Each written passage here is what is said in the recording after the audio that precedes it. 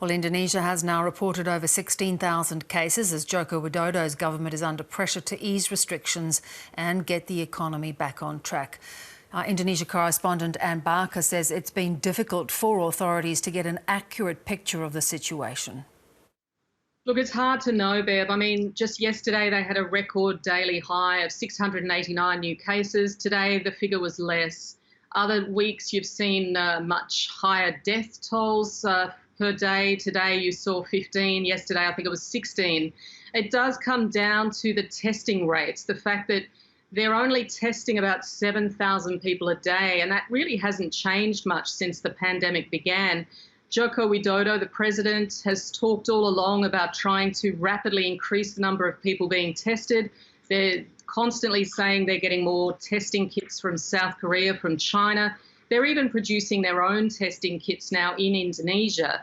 But they do have a lack of labs and a lack of specialised staff that can actually test people. So even if the figures are going up exponentially, there's no way of testing them exponentially, if you like. There's no way of knowing for certain. So a much more reliable figure or indicator is the number of people who've been buried in Jakarta. We have heard in the last month or so that there have been record burials in Jakarta in the months of March and April, well above 4,000 people. That's much higher than for any month in the last 10 years. And recently, Reuters, the newswire Reuters, actually did a study of people around the country who were dying with COVID-19 symptoms but not having been tested, and people who were sort of under surveillance or under observation for coronavirus but not tested or confirmed. If you factor those people in, then clearly the death toll in Indonesia is undoubtedly in the thousands.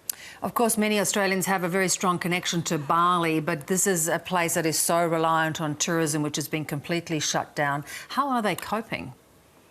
Well, I mean, look, Bali is interesting because obviously it is the tourism hub in Indonesia, and that tourism has been devastated. We've seen tens of thousands of people lose their jobs. Hotels are empty. There are entire days where not a single international flight comes in. Denpasar, the capital of Bali, which is kind of the heart of Indonesian Bali, if you like, where Balinese actually live more than anywhere else, that is going into a sort of lockdown from tomorrow, where they're going to close the roads off. They're going to stop people coming from other parts of Bali. There have been a few clusters of coronavirus crop up in far-flung parts of the island. Quite a few migrant workers that have come home from cruise ships or other jobs that have brought the virus with them and then infected entire villages. So that lockdown actually will allow people in Denpasar to continue working. The restaurants, the shops, even the street sellers will be allowed to go out and do their jobs, knowing that they must keep a distance from people. The social distancing will be enforced in a way that it hasn't been in Bali as much as it will be. And they will try to keep anyone else coming into Denpasar from outside. So that will perhaps protect the economy in Denpasar, but certainly it won't necessarily help the thousands or hundreds of thousands of Balinese elsewhere.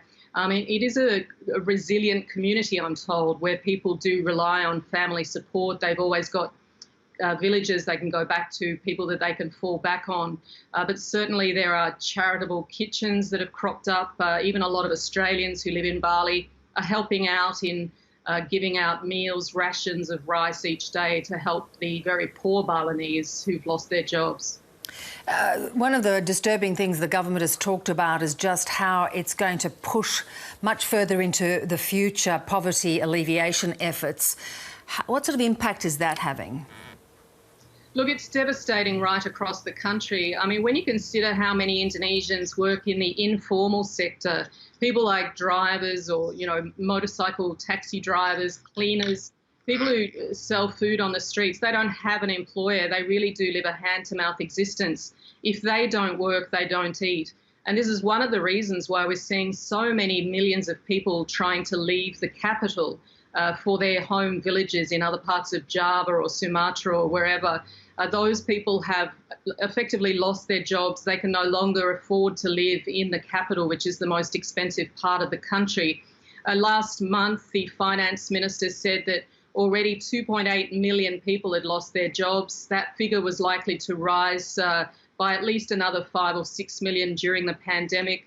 We've seen that GDP, for example, has already more than halved in the first quarter of this year. It was tipped to be about 5+% this year. It's now looking like it'll be only just above 2.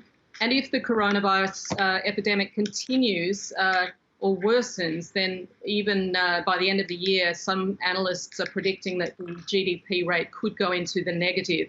That would be absolutely devastating for Indonesians.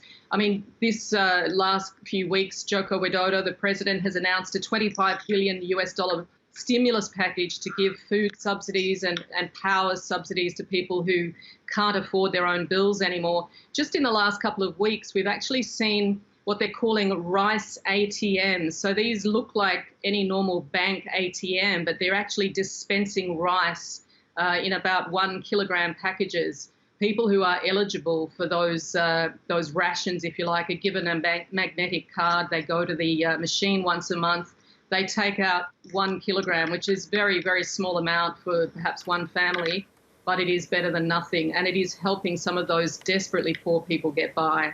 Brings a lot of what we're going through into perspective. Anne, thank you so much. Thanks, Ben.